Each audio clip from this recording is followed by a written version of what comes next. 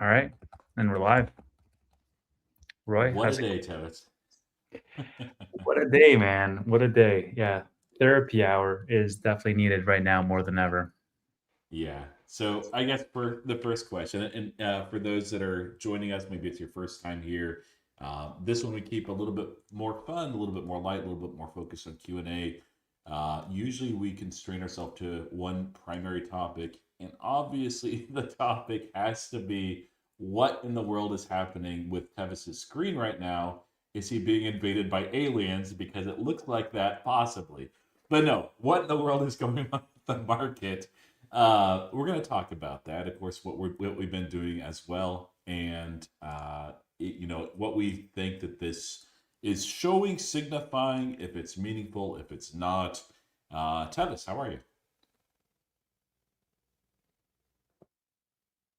You're I'm do- muted. I'm doing good, man. I'm better now that the market's closed. Yeah, yeah. Well, today was a good day to not look at your portfolio too much. If you were comfortable with your positions, if you were uh, not needing to make any big moves, it was one of those days where like, nope, not today. So, yeah, today is the largest down draw of the Nasdaq that we've had on the year. It's if you put it in historic terms, it's nothing significant. It's not even like a top 20 move. It's not even out of the last 2 years. The number one move either. I can turn it up here. Actually, let me just put it back on the screen. All right. Let me know how that is, guys. Much better. Okay. I guess we'll just keep it right in the screen. No, it is not a wine bottle. I don't know if people keep saying that. It's the mic. But um, okay, so yeah, here's the Nasdaq down almost 5%. It is a big move. Of course, the S&P 500 is down about 2.5. But year to date, I mean, this is a fast drop, and one of the reasons why a lot of people are talking about it, obviously, is because we've had so many green days. But the VIX is up 39.68% in a single day. Now, what we need to know about the VIX is if we're looking at this, 20 is not exactly elevated. It's a little higher than average over the last few years. It's nothing crazy. So, Tevis, what's going on? I mean, it had to happen, man. We were calling it out. It was bound to pull back at some point or another. I mean, now is as good as time of as any, I guess. I mean, I don't. It sucks, but at the same time, it's healthy. Is it though? Well, Well, so like, what I think is healthier is like a typical thing where it is kind of rare to see this significant of a move off the VIX without like any specific news catalyst. Now we're going to talk about tonight here some of the reasons why the market might be pulling back, but a lot of times that's just a game of trying to figure out and explain what already happened and just assign a reason to it because we are usually as humans more uncomfortable when we don't have a reason, when we don't know, than when we actually do. So, but yeah, this is a lot more volatile of a down draw with no news catalyst, and that can always be very spooky for investors because you're trying to figure out where it's going from. I think what would have been healthier, and you can push back on me with this if you want. As if we saw over a couple of weeks some consolidation that we fell, a couple of days, 1 or 2% down, and then a little bit of a rally and a couple of percent down as well. This was the bottom dropping off, and of course, if the Nasdaq's down where it was today, the S&P 500 as well, a lot of the high beta stocks that we're in as investors, and probably our audience as well, boy, a lot of those were down double digits. wow, look at this. Oh man, yeah, leverage. Yeah, a lot of Korean. those are of course chip names that have been running SanDisk as well, super super high. And so when you have triple leverage, boy, it's fun on the upside. But until a day like today, that is one of the things we're going to talk about. Actually, people are saying that's why we're dropping, uh, which is counterintuitive, but we'll talk about that too. So Tevis, I guess were you surprised by this? Because I was personally just by the rapidity of this. We were feeling a lot of euphoria if people tuned in on Monday, but I didn't think it would drop like this. I did figure we'd get a pullback at some point, but Yeah, similar, right? I thought we would get a pullback. I didn't think we'd get something as violent as this move to have the single worst day in 2026. I mean, look, glass half full. One of these days was bound to be the single worst day of the year, so might as well be this one. It kind of weird that it happened on like good jobs reports and just good macro in general. People were struggling to attribute it to stuff. I saw some reports in the morning of like, oh, well, this is liquidity being sucked out because of the SpaceX IPO. And I posted on X. I was like, guys, like, I'm having a hard time believing that this is all SpaceX related. But look, at the end of the day, the reason why I say it's healthy is because you can't just go straight up. Markets, when you go straight up, they're looking for any excuse they possibly can to sell off. And I think that's what we had today is, we had some geopolitical news, SpaceX IPO around the corner. Meta was looking to raise more money. The point is like markets will look for reasons to sell off to have healthy profit taking. The unhealthy part about it is the volatility with which they have these moves. It feels as though every year that we're in the market, we're seeing more and more violent moves where the entire index will move like a shit coin. And that's the part that points to leverage, it points to options, it points to a whole like people just being liquidated left and right. And we're seeing that largely in crypto. And every AI trade, like every name was just down in a big way. That's the part that I don't love, but we got to pull back. We got to pull back. Like that's just what happens. There could be a couple of other days like this, but I don't really see the uptrend being broken because there's no fundamental macro thesis for it to be broken, right? And so I'm treating it like a temporary blip, some profit taking events, and that's fine. It's a breather. So It's needed. so no Black Monday then. I don't think so. I hope not, but I don't think so. I mean, look, You are if I you're going to could, see those headlines over the weekend. It just so like people aren't too scared or anything. Like obviously anything can happen. There were some substantial reasons that don't exist right now in the market for a move like that. We could get a continuation of this on Monday. Probably not as volatile, although it might feel like at the opening. We also could easily see a green rebound. But media loves to sell clicks, and you know what really sells clicks? It's fear. yeah, And it's talking about Black Monday and some epic like 30% down crash or something like that. That's going to get a lot of people's attention. So I would just encourage you guys, tune into our full episode here and then, figure out what you want to do on Monday in whatever scenario while emotions are not raging and then have a good weekend. yeah, pretty much. I don't know, like I've had worse days than today in terms of like how I'm feeling. And if it was purely linear, like I would feel way worse today than any other day because I'm down like six figures today. But I'm like, fuck it. Like, who cares? Um, I'm not pulling that money out anytime soon. I should Uh, have probably taken some profits on Nebius, but I closed my covered calls, and so I'm okay with it. all right. So, yeah, CoreWeave outperformed Nebius today, but it wasn't pretty for either. We're definitely going to talk about those too, but okay. So let's talk about. I agree with you, but maybe our audience knows something, and there's the macro is complicated, right, guys? And so you can focus on and probably find 20 things that could be legitimate contributors as to why we had this massive pullback. So first one we had, of course, was SpaceX. SpaceX IPOing, it's something that people have talked about for a while. And there have been some actually for a couple of months now, fearing that this would be a liquidity event where there's a lot of selling on other stocks to be able to afford. SpaceX, of course, IPO allocation is happening right now. And so there probably has been some profit taking that has contributed to this, especially in some of those space names that we saw earlier this week. But so if but it's just weird. Like, is that the factor that's actually causing this big of a drop, the largest drop this year? Think about what we've been through, guys. Like, we went through the whole craziness of Venezuela, which I know blew over really, really quickly, but it was a very turbulent time. And then Iran, which is still ongoing.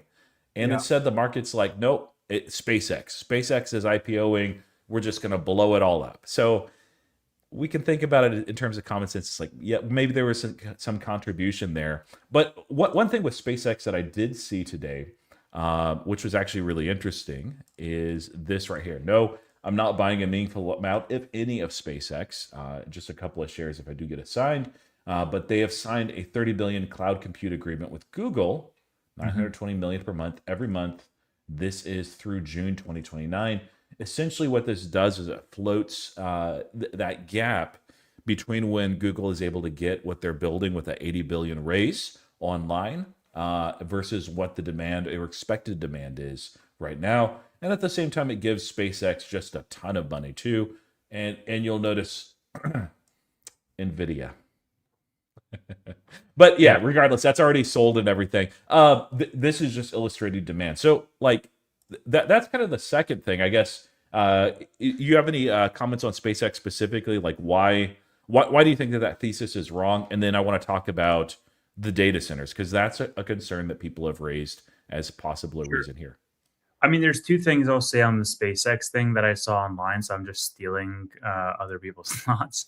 The first thing is like, mathematically, it doesn't make sense for SpaceX to be behind this drawdown. It could be one reason, but don't forget, like, we also had a drawdown a couple of days ago as well. Like, I think it was bound to happen. We might have a couple more drawdowns next week in anticipation of the IPO, but what, like, over 2 trillion was drained out of equities today, not to mention like how much was drained out of crypto in general, right? And then SpaceX is raising what, like 75 billion, something like that. Like the math is not mathing, guys. It's not like every share of SpaceX is going to get turned over and you need 2 trillion for it. Like that's not going to happen. And so um, it's way, way, way more amplified than if it were only to, funds repositioning to capitalize on SpaceX. And I was like, dude, like what fund is going to be buying SpaceX at 2 trillion and be like, all right, let me sell out of everything that's been a winner this year so I can buy this thing for 2 trillion. It's like, I don't like it. It doesn't make sense. However you slice it first. Now on the Google deal, I think that was really interesting, right? Because SpaceX, I think it was Nate that posted this online. He's like, SpaceX is all of a sudden like a bigger, bigger than Nebius and Iron in terms of what they're doing for revenue, right? For the compute side. And I was like, okay, well, it's interesting because one critique, Roy, that we have of SpaceX is the valuation is completely detached from the actual revenue that they're doing. Well, all of a sudden, you had that deal with Anthropic and then now a deal with Google. And like you annualize both of those and you're like, oh, like this company is really closing that gap incredibly quickly. Can you throw up this donation real quick? Kryptonite, thank you for this donation. He says, I have tracked for 5 years. Every single time the SP hits new all-time highs and falls 2% the same week has occurred 5 times. 4 of those times saw a new all-time high 2 weeks later. One fell was February 2025 during Max trade war. Yeah, like it's a good observation, and I think that's actually just the best explanation. Is the market was on a ridiculous run. I think that the largest down day that we saw in the S&P 500 prior to this over the past couple of weeks was basically flat. RSI was pretty high as well, relative strength index. When you have that environment, you're going to have some people take profits, maybe a little bit more than usual, just because it is a Friday. Market makers are going to do their thing. SpaceX IPO, but yeah, it's pretty normal market behavior. I think so think about it this way. When you have this massive run up, especially when it's in just a concentrated area of the market, it's not a wide breadth at all. It's kind of like building a house of cards, and the higher you get, the more spectacular that fall is. And it doesn't mean that we're going to crash or anything, or that this will even continue going on. I think Kryptonite is probably right that this time is going to be no different. Maybe in a couple of weeks, we're back here where we were before previously, or to an all-time high. Oh, you read this? Oh yes, the NVIDIA puzzle. It's your fault. It is mine. Is NVIDIA below 200 now? I mean, I wouldn't be surprised. I knew it fell, but no, it's 205. So we're good. We're good. Not really. Okay, so So that's a big one. Capital expenditures has been another one, and I think that there's some reasonable concerns here as well. You had a surprise, as you alluded to, that Meta had mentioned. Let me pull it up here: tens of billions in new shares for a sell. You saw Amazon participate in that last quarter. You saw Google, of course, participate in it with an 80 billion raise, and it's atypical to see companies that print so much cash doing this. They're either being comically irresponsible and ridiculous, or they're like, hey, even though we usually would never do a move like this, the opportunity is too great to ignore. We must do this. And yes, thank you guys for hitting like and for being here as well. Um, there's a lot of concerns tied to this long with cyclical revenue. And then we saw, let me pull it up here for CoreWeave. Well, I can't. Oh, yeah, here it is. Little bit different, but CoreWeave's model is, of course, based on debt rather than dilution. Roy, we And already have 30 questions bookmarked. What oh is man, this craziness, bro? yeah, I think this is our only topic. Then we go straight into Q&A. All So right. they raised. This was earlier this week, June 2nd, $900 million, nearly a billion, at a junk bond rating, so the 7.5% yield. It's like an expensive home note. So it's not ideal at all. It's 2.2 billion in revenue that they are fully leased at. The site rather is fully leased to CoreWeave, and I believe it's fully booked as well. But it's one of those things where you see a lot of challenges. Do you go after really, really high interest rates, or do you do an equity raise, or some combination of? I'm actually a little bit more concerned with Meta potentially doing this because they're doing it at like a 20 PE instead of Google, which was an all-time high. So, do you think that this contributed, or how much of this contribute to the drawdown here, Tevis, in your mind? Uh, I'll be honest, man. I wasn't listening to a word you were saying. I was just reacting to the chat. You were talking about CoreWeave. Is that contributing to the drawdown? So, capital expenditure has been fueling, in Oh, part, CapEx. Yeah, GDP. And it's all tied in the same exact area. There's concerns with cyclical revenue and then challenges as far as trying to raise. So you have the CoreWeave model, which is debt at a very high premium. You have Meta and Google looking at tens of billions in dilution for Meta. For Google, $80 billion that they raised. Amazon already did that last quarter. So is that really, because that is something as far as a news cycle that came out earlier than this. Do you yeah. think that that's contributing, and if so, how much? Yeah, I mean, look at Meta's price action today. That was rumors that they were going to issue shares. I mean, Google really opened the door for all of these big boys to start doing the same. Meta, Amazon, I mean, they have massive capex commitments for 26 that are only going to grow in 27. The market is still in a weird spot, man, with capex. It's like it'll sell off on capex increases or dilution or equity raises.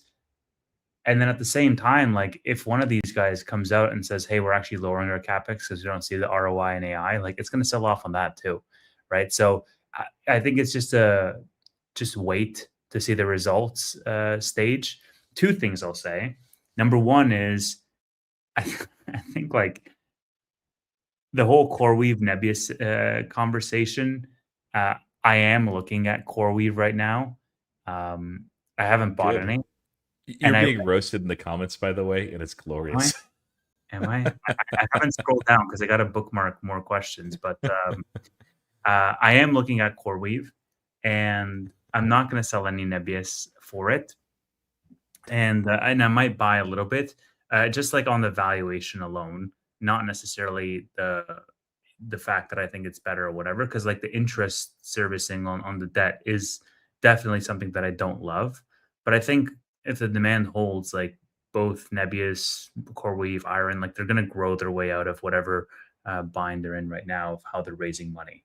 The second thing I'll say is I sold a cash put on Meta today. I don't know if you saw that or not, but I think Meta is going to do very well into the second half of the year. It's already around 13, 14% of my portfolio. I think it can go much higher. And I think Meta can hit 1,000 by the end of this year. I definitely think that's possible. Um, maybe a stretch, but I think it can definitely hit all-time highs. That's for sure. Yeah, and I think like going back to that the original question as well, and I'm glad that you're looking at CoreWeave seriously. Like it's, I think like all of these, what this week has really done is illustrate how much in demand this product is, how much the market has misunderstood how much is needed here, and we're even moving into an environment where like I sent you some things. Palantir actually had AIP Con 10 this week, and they had a big push against token maxing. Actually, a product that they released a little bit earlier called Evolve. But and we're seeing things like Uber saying, "Hey, you guys blew through the AI budget in 4 months, and so now you are going to have a shoestring budget." But really, all this does is with the raises illustrate that these that already have supply built or that's coming on here in the next few years, they control the market, they control the pricing power. There's a lot of other smaller players as well, but man, if there's any that's unallocated that they haven't locked down yet, they're going to be making some premium here just because it's a simple supply and demand construct. So it's hard to look at really any of the things that we mentioned. Like obviously, our shareholders of Meta super thrilled to hear that Zuck is going to dilute tens of billions of dollars. I don't think so. Like they're not. We saw that revolt previously already. They're not excited. We saw the way that the market reacted. But is anyone looking at these companies like, oh man, they can't afford to raise at all, period? No. They have to do it in a way that... Right, dude. Google was oversubscribed. Yeah. Right? Well, that's not too strange, but yeah. Like basically like what you're saying though is they can raise almost whatever they need to raise or want to raise, and there's going to be maybe some dilution. There might even be some debt that they take. There might be some assets they end up selling off, but they see this as a screaming opportunity to build what they feel like that they must build out, and that means that the names that are already there, they're going to be fine. You know, a lot of their largest clients, like we talk about client concentration as a risk in the market, and usually we're right on that. But you know what's different about this time, Tevis? What is It's that? client concentration of the most profitable, largest, sustainably growing, and in demand, well-led companies, and well-financed, mind you, in the world. So Yeah. when those are your clients, it's kind of like if you have client concentration, but your main client is the U.S. government who spend like crazy and don't like to stop spending. It's like, okay, that's actually not a problem. Well, your main client could literally be the US government since they're planning to take a stake in OpenAI and some other AI names as well. You know who So called that? you did? Alex Karp.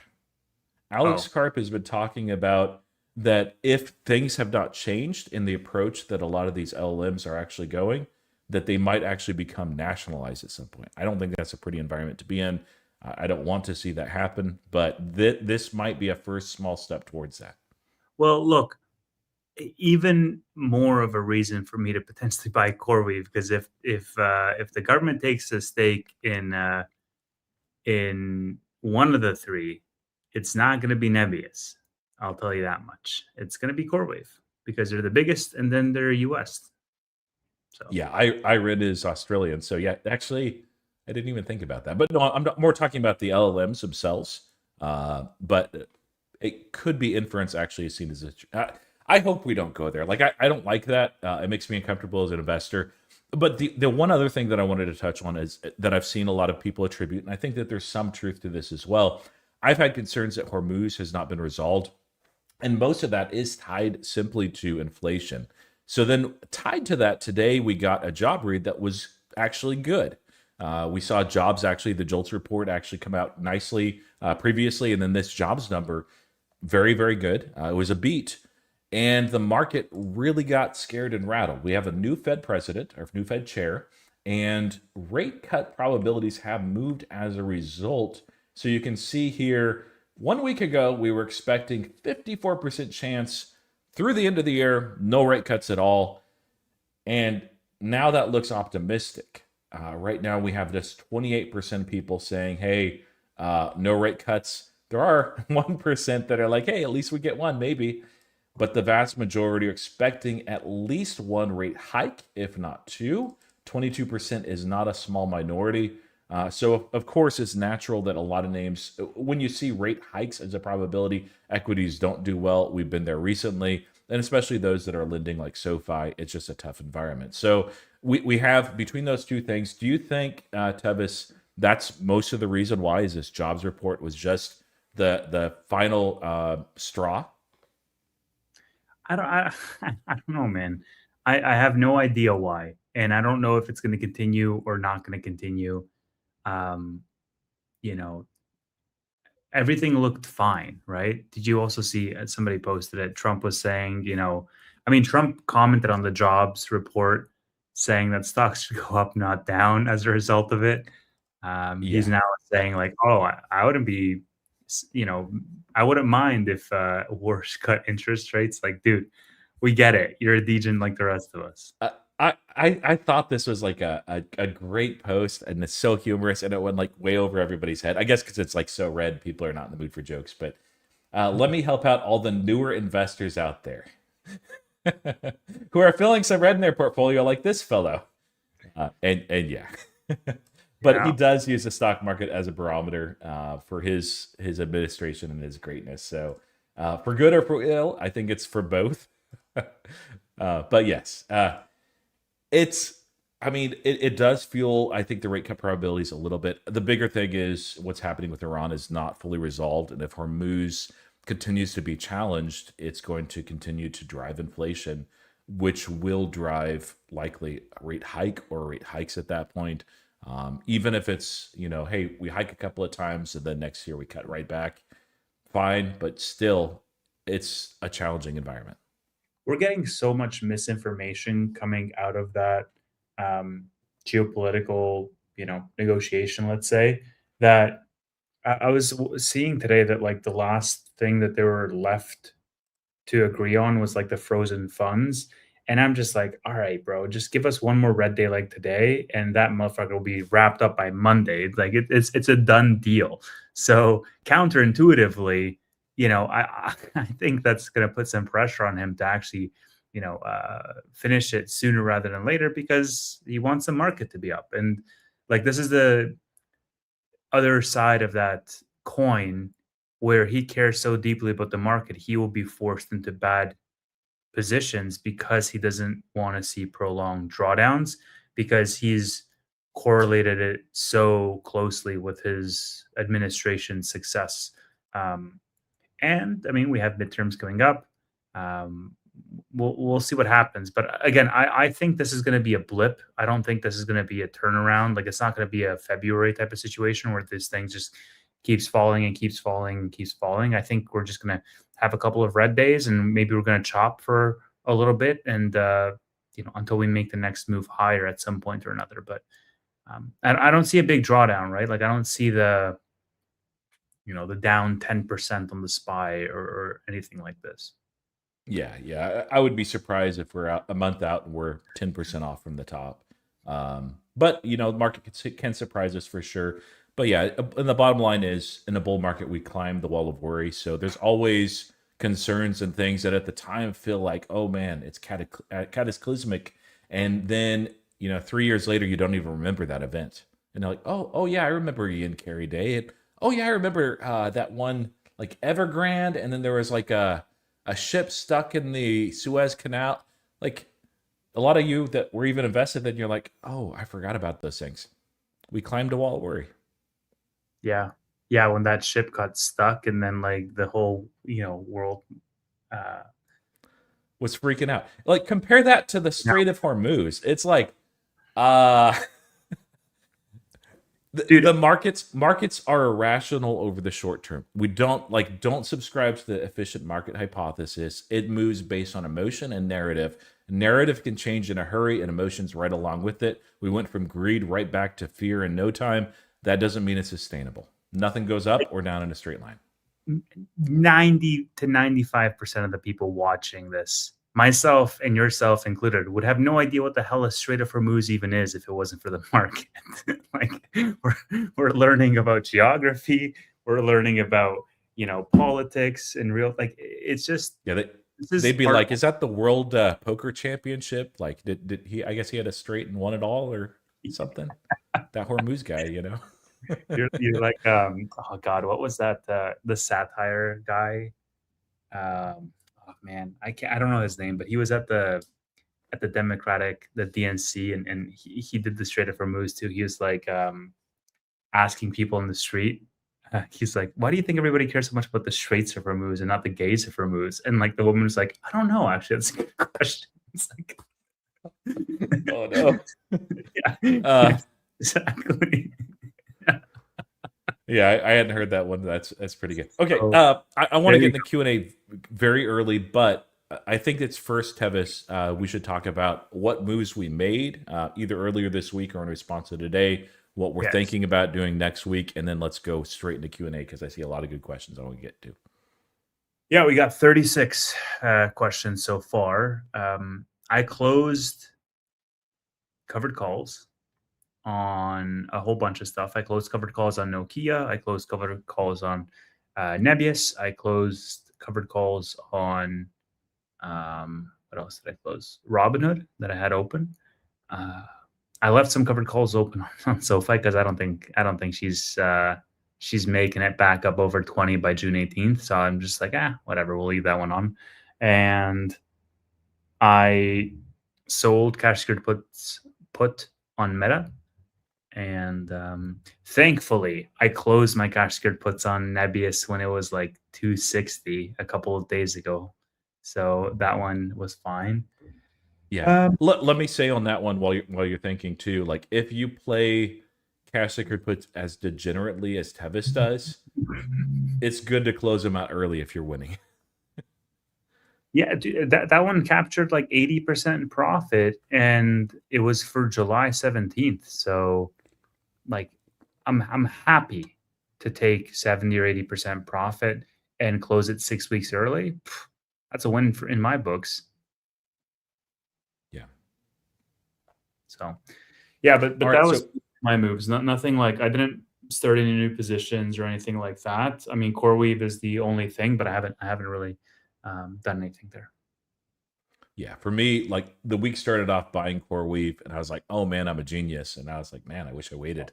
Uh, I thankfully I did not do like go all in, push all the chips in there. I still have a decent amount of cash. It's like 5 or 6% cash. I got some money coming on Monday too.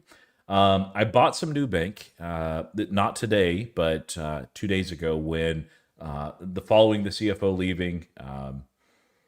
Nubank sold off to below a 52-week low. They announced $1 billion buyback, which isn't a massive buyback, but like this is a business where it's very resilient. It's volatile, but I'm like, it's not going to outperform probably most things in my market, but it's going to be a good, solid company. And I'm actually up on it despite the big pullback today because I bought, I think it was like 1160 or 1170. And then today I actually bought more CoreWeave. I bought it at like 97, I think. So even with the pullback after hours, unless it just tanked a lot more, I'm up. But it doesn't really matter if I'm up right now or not. Yeah, I am up a little bit on that, but down overall in my position. Like long term, it's pretty clear where we're going. And this isn't just a like, hey, I'm going to buy it, and if I don't make money in 2 weeks, I'm out type of Yeah. play. So beyond that, I have some cash, and I'll write some cash secured puts. I got to do some thinking as far as what I want to do that on. It might be actually just more CoreWeave. But there's a couple other names out there too. Like the other thing too, I don't want to get too deep in this. I want to hit some time with the Q&A, but afterwards, if we have some time still, although I doubt it, it's interesting. I had this video that came out 6 months ago where I said, what's the worst that can happen as far as BM&R? And I talked about crypto winter when people were not thinking crypto winter. I had said, and this isn't like unique to me. It's not me like bragging. I had to go back because I'm like, I think I've been saying this for a while.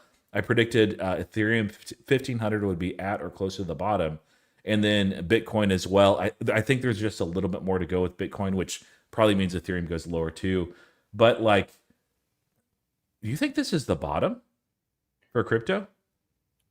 Bro, like the year started off and Tom Lee said Ethereum is going to go to 7,000 or 9,000 or whatever. And then, he was buying, and then Ethereum went down to 2,000 and he was like, "Oh, it's going to go to 12,000." And now Ethereum's at like 1,500. So I can't wait for him to come out with this like $20,000 end of year price target. Um, I don't know if this is the bottom or not. Like we broke beneath that rainbow chart for Bitcoin. We got to be very close to the bottom. Crypto is Yeah. so unloved right now. It's Oh crazy. yeah. Yeah. Okay. So I think it's weird. I don't know how this is possible. I think that the bottom may be in for Ethereum and not for Bitcoin. That can happen. Bitcoin can move down and Ethereum up, like obviously it happens over the weekend. They're both going down together. But I was looking at mid 50s as a bottom for Bitcoin. And you can roll back the tape over the last 6 months. I've been saying consistently, I'm like, I think there's further to go down. Even when we were rallying, I'm like, I still don't think we bottomed. These are relief rallies. It's not a mini crypto winter. And yes, that right there I did the other day, and I'm leaving it there. It's like a rally cap type of thing. So whatever it takes. But I think that we might have just a little bit more to go on Bitcoin, but just because we bottom, it doesn't mean that we immediately revert into crypto spring and it goes to an all-time high in 2 months. The reality of previous winter cycles is winter still lasts, but it's kind of like a winter solstice. That's the darkest it gets. Usually, a little bit after that is the coldest that it gets, and then after that, the days get a little bit longer and they get a little bit warmer. And if you're in Canada, you get to enjoy your two months of spring and summer pretty soon. So, but Well, good thing neither of us are in Canada, Ron. We flew south. Um, yeah, I don't know what's gonna happen, dude, with crypto. I just like I sold a third of my BM&R last week, and people were giving me shit for it, like, "Oh, great, the bottom's in, Tesla." It's like, okay, great, yeah. Ethereum's down another 500 points since that. So I sold my BM&R at like 1950, and now it's I don't even know what it's at right now, like 16, 17, 1590. yeah, So like I'm okay with it. I should have probably sold more. But here's the other thing. And I was telling you this on DMs a couple of days ago. I was just like, I kind of want to sell another one third of my BM&R and then just buy leaps on it, like at the money leaps, or maybe a couple of dollars in the money, like at $20 or something. And like, yeah. I just, it's so cheap, man. And it's probably way cheaper now. But why not? Like, I can lock in some tax loss harvesting. I can still have exposure with leaps, and I can free up a whole bunch of capital that I can allocate elsewhere. The one thing in my video, and I mean, there's risk to that, but there's a lot of reward too. And if you're, yeah, if it's money you can afford to lose, it's definitely not financial advice, but it is a tactic. It's a lot of risk. In my video where I talked about Ethereum going to 1,500 being a bottom, this is 6 months ago, back in December, actually a little over 6 months. The interesting thing is, do you know where I predicted would be the lowest that we could conceivably go for BM&R? Where At the time, we were trading at 38 or 39. do you say 12? I did Or say 12, yes. I said we might spike down to 10, but yeah, $12 a share based on looking at, there's a lot of things I looked at, but in part it was the MNAV compression that tends to happen, especially in late winter cycles. We saw previously play out. Very small sample size, but with strategy previously. So we're not there yet, but we're close. And I'm getting a lot more interested. Like I told you on Monday, I'm like, hey, I thought there would be one more correction, one more big push down. We're here, I think. And it doesn't mean I'm going to go all in, but I think it's time to start, for me, accumulating fairly soon, probably next month. It will probably be higher than we are here into crypto, and doing so, trying to get everything that I want on board probably before the end of October. I don't know, like, yes, leaps is dangerous. I get it. But like, man, if BM&R is not above $18 by 2028, like I deserve to lose all that money, you know? Because like, what are you gonna sit on it being dead money forever? Like, I just don't understand. Yes, you can go to zero, but you're de facto at zero if you sit on that dead money for what, another 2 years and do nothing with it. Like, I don't see it. I don't see it. Let me. I see Derek's comment. Tomley will buy back a gazillion shares if it goes to 12. Do you think that's the Well, case? did you, and maybe we can pivot to this, but like, did you see what they did this week with Yeah. the preferreds? Tom, Yeah. Tom, Tom Lee is buying it at $100 a share, not $12 a share.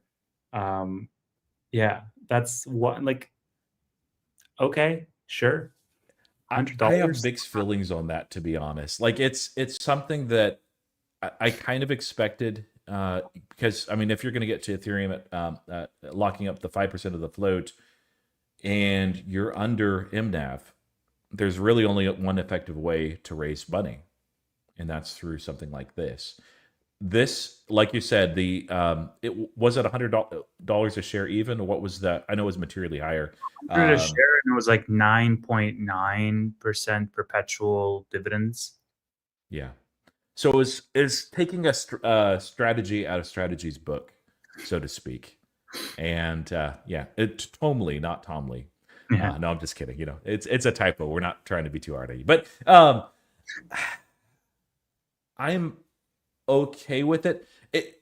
I need one of the reasons why when I did a BMNR update, it was more of just a crypto winter reminders in general update, and I didn't touch that news. Is I'm still wrestling with, and I think overall, like I hate it and I love it at the same time. So overall, I'm neutral, Yeah. if that makes sense. And what the one thing that's like materially different in my mind versus Michael Saylor, who kind of kicked off the crypto collapse or pullback initially earlier this week with selling just a tiny, tiny, tiny portion of Bitcoin. Ultimately, you have debt on your balance sheet. This is not an asset that yields naturally. So you either have to lend against it, and that can get sticky, especially when you're not a lender with current regulation. But also, you can sell your asset. And even if after accumulated, hey, that's great, it works out well. But people don't want Michael Saylor to sell.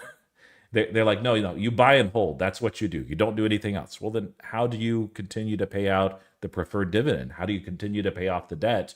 Or do you not? With Ethereum, it natively yields. That's the staking. That's part of the Maven, the Main American Validator Network. So this doesn't concern me for this current raise, and there's room to raise as well a bit more. What I don't want to see is basically that they raise so much that what they yield as far as staking from Ethereum no longer actually even pays off the interest. That becomes dangerous. We're nowhere near that point at all. And so I'm neutral overall because I'm like, hey, this is great on one hand. On the other hand, I'm like, man, I don't really like it. So, yeah. Yeah, I mean, I think when times come around that Ethereum's at like 1,500 and your stock is in the $15 range. Granted, I mean, ironically, it's like above one MNAV now. And it wasn't above one MNAV the entire time that Ethereum was at 2,000. But like, I digress. When times come around that it gets tough, people will absolutely shit on your other investments that you make, your Orbs and your Mr. Beast, which, by the way, this week he had to write down. So people are going to be like, oh, that's really, really smart only when the market's going up. But when the market's pulling back, people are like, hey, why did you have to go and waste money on this stupid side quest when Ethereum is so cheap and you could have actually used this money for Ethereum? But like hindsight is 2020, right?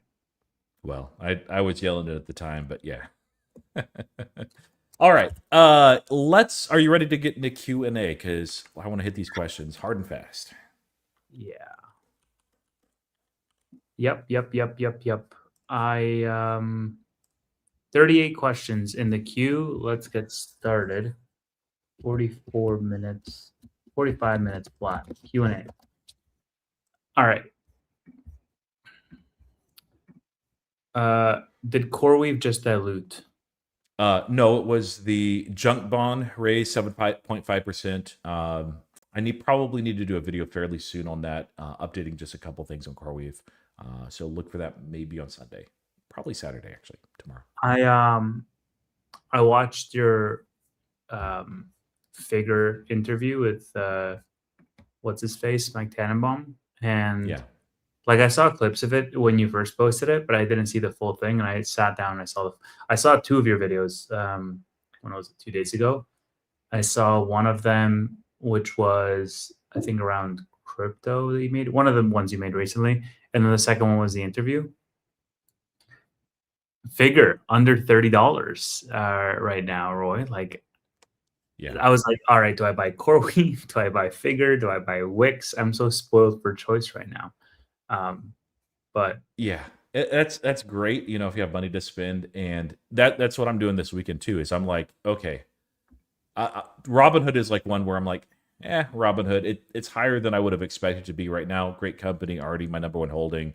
Airtest Systems is down a little bit, but yeah, it's basically that. Do I buy more CoreWeave or do I buy more Figure?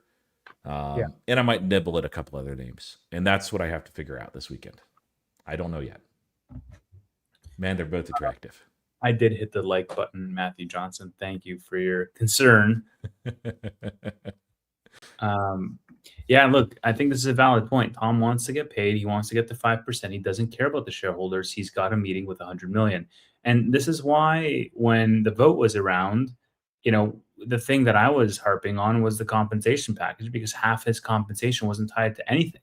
It was just like, hey, thanks for your service being a spokesperson. And then the other half is like, hey, get to 5% as quickly as possible. And I was like, all right, cool. Like, if I'm in an executive role like Tom Lee is, and I'm trying to do that, I'm going to dilute the shit out of all the shareholders because I'm going to get paid in hard cash. I don't care what you guys are holding.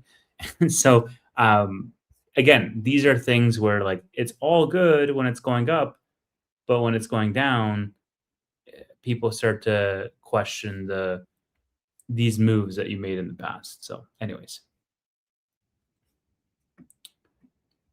what platform do you buy Figure? Any Robinhood?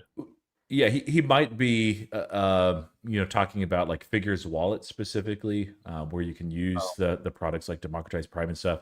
That also is where you do the on-chain private equity network, and so you could actually buy the native issuance of Figure on their blockchain. But I've not done that. I actually need to at some point. Yeah. All right. What I'm going to do is I'm going to pause new questions. Questions stop below this point. Yes. I don't know. Okay. That's it. Questions below that point stop because I have 42 questions bookmarked. And let's try to get through those. We have about an hour and 12 minutes to get through those. Okay. So sorry, but let's go. Did I buy more SoFi leaps? Not yet, but I might. It's definitely a thought process. What's your opinion on SoFi? If we get rate hikes in the worst days, do we even see 20 this year? If both of those things happen, probably not. Well, Yeah, the might war see staying, might the war staying, like assuming you mean like the Strait of Hormuz is just completely shut down and the Middle East infrastructure is in tatters. In oil is going to be very high, and that's going to drive up everything else. And then there's a real recession risk. So in that environment, and really only in that environment, do I see it below 20 this year. But yeah, that's a possibility. those those gains on the leaps evaporated quickly. Yeah, dude, I should have taken profit when I had 20% up. Because I made like 7 or 8K in a single day. And I was like, dude, this is easy. Now I'm down on that position. So he's goes to show. Only way is up from here, right? We've been going up a lot. So yeah. Yeah, I wouldn't be too shocked if we see this last a couple of weeks. I don't think, barring like Strait of Hormuz just being completely shut down all through the year, and things continue to ratchet back up, that this lasts a long time. There's a reason why we've been going up. Do super chats get answers? Absolutely. Express Investing. You've seen this show before. We are absolutely pay to play. Well, not really. Freemium version. Next question. What's your favorite cocktail? Ooh. Roy? I don't drink alcohol, so I guess Shirley Temple. Shirley Temple. Mocktail. I don't know. I like an espresso martini, but I feel like it's because I don't know. Maybe I'm just a white girl deep down inside. Shirley Temple is the manliest drink, though. So I mean, that's a manly one. That's yeah. Amit, like I'd forgotten about these. Like I'm just like a soda or like at home energy drink type of guy, and it was with Steve. He was taking us out to steak, and Amit ordered a Shirley Temple. I'm like, oh man, I hadn't had one of those in like 20 years. Let me get one of those. And just so like now, like at every Robinhood event, Amit, is getting the Shirley Temple. I'm like, oh yeah, that's right. Those are good. Yeah, good stuff. hey man, that like I strive to be that carefree in my life where I'm like, "Fuck, I'll get the little girly drink with the little umbrella and everything and like the swirly straw. Like, I strive to be that carefree with how I carry myself. Question: how old were you guys when you hit your first million in the market? What stocks most help you get there? Did you guys do anything to celebrate? Roy, do you want to answer this or no? I've said it before. The portfolio that I manage is not $1 million. I do have some that I've been in the market since I was 13, and I won't share the amount on that. But yeah, I would just say my portfolio is substantially larger than when I started doing individual investing. I just started in early 2021. Before I'd had 2 attempts. Shortly, I just didn't have the brain space and time. It wasn't the right time for me. And so I've learned a lot along the way. But the biggest thing I'd say is you want to be diligent when you even have a small amount of money, figuring out what works well for you, and then continue to improve that. It's like I recently picked up chess again, and it's kind of the same idea that you find out like what openings feel natural to you, what tactics feel natural to you, and then you play them to death, not to try to drive out the joy of chess in your own heart, but instead that you figure out and learn it and you master it, and you just become better and better at something that was already working. That's what you do with games, and the stock market is a form of a game. So learn those small lessons now, learn what works for you, and just execute. Yeah. And I've been advised by my counsel to not talk about net worth. So I will plead the fifth on that one. What 3 stocks are a bargain today? SoFi's got to be there for sure. Yeah. Nubank was one too. It just 52-week low for a company like that. And you Yeah. look at the Brazilian real versus USD, it's going in the right direction. The CFO they hired also going the right direction. National banking license in the United States also the right direction. Colombia and Mexico also like, yeah. You want to do a third one? Well, actually, I mean, there's a whole bunch that we can pull as a third one, but like, I'm kind of curious. Did you see Lululemon, their earnings? Bro, they're down to 2019 levels. Man. I think it's like 8 PE that they're trading at. I mean, Yeah, granted, all the numbers have plateaued. You can pull it up on Fiscal and plug your thing, but their numbers have plateaued. But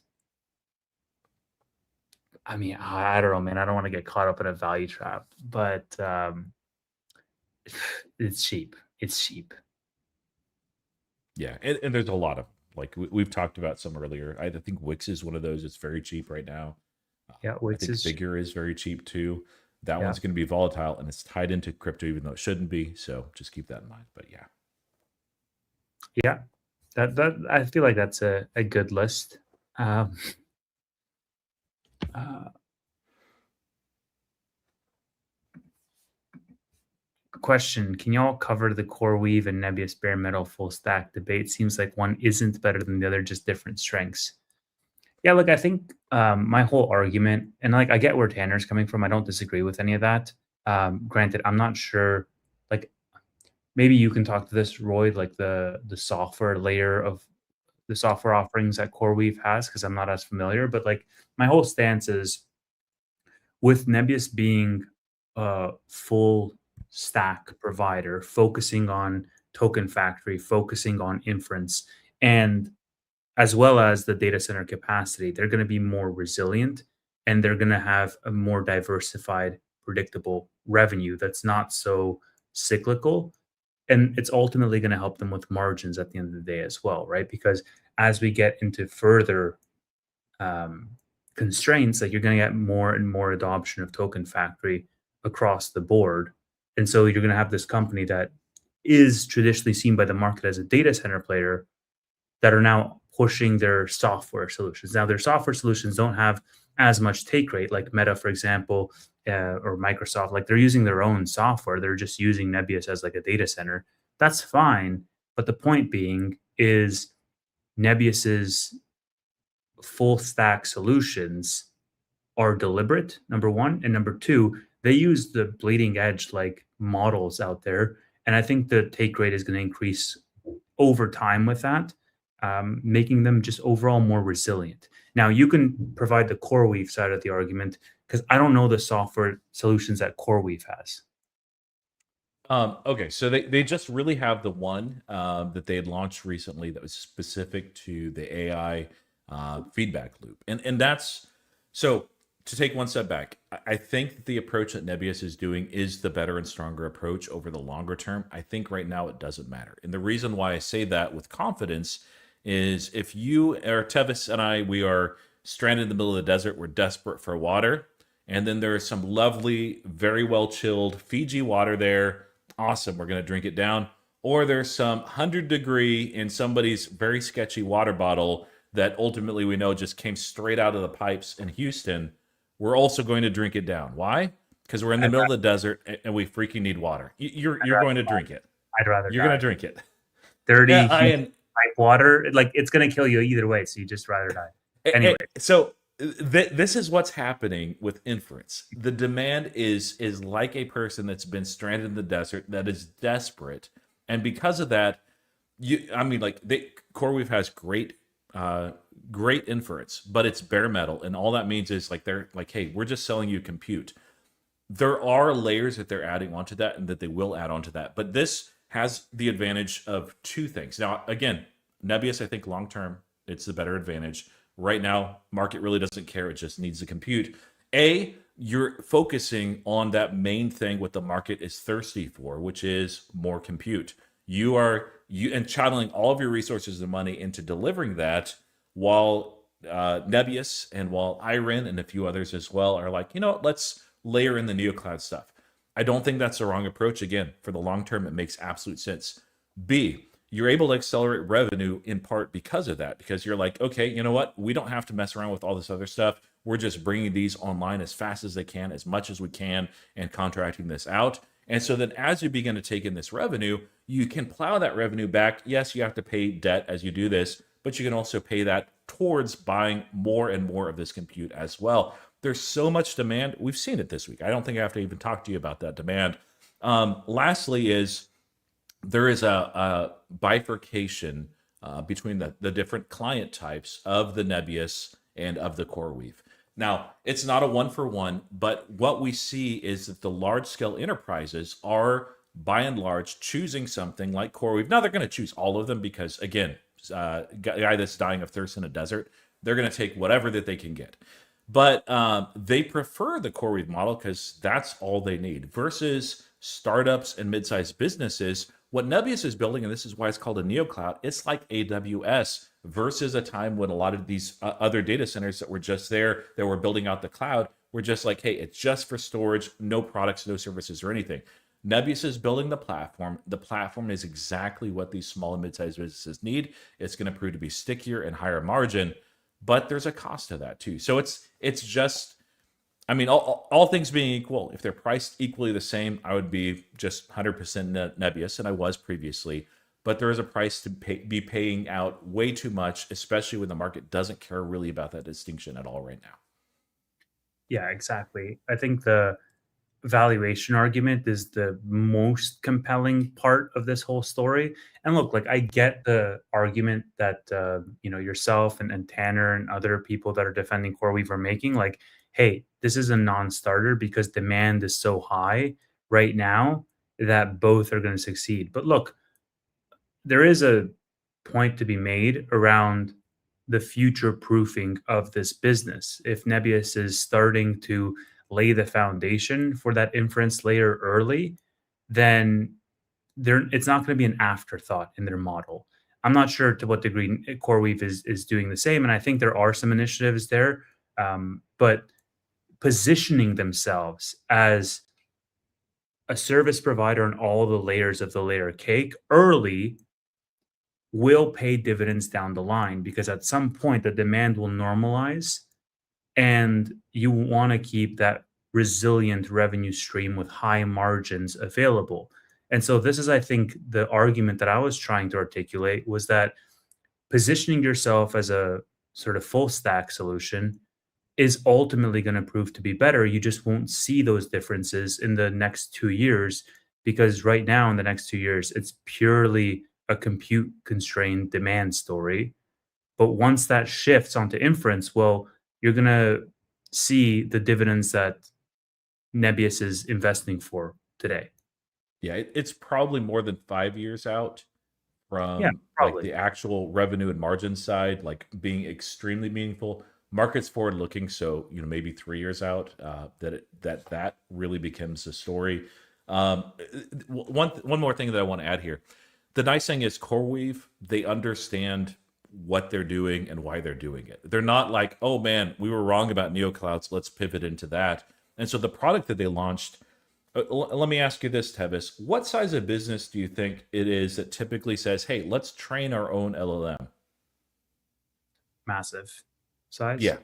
Yeah. And that's what their product that they released earlier was. It was basically like instead of training your agents separately, you train them in a real world environment. It's a constant feedback loop, so they continue to improve. You do keep a human in the loop as well. Meaningful cost savings in terms of training and tokens. And so, like, it's a very good thing. The other thing with CoreWeave is it's kind of like, again, going back to AWS and then the other cloud providers at the time. It takes a while to build out the AWS. It's working because everybody needs compute right now. But there are other companies that are going to come in and step in with some of the solutions that are also offered in a similar way to Nebius too. So it doesn't mean like if you go with CoreWeave that, oh man, because we're not a massive business, it doesn't make sense. So they have smaller clients too. But yeah, all things equal, prefer Nebius's approach, but their valuation is really extreme relative to where CoreWeave is. And so, yeah, at the end of the day, that's where I'm in. And I think both are winners, even though Tevis thinks it's going to zero. Just kidding. I mean, I'd buy it at zero. That's for sure. Okay, let's continue. Do people think this is a dip or just the market catching its breath? Isn't that the same thing? A dip and the market catching its breath? Like, I think both of those could be true. Yeah.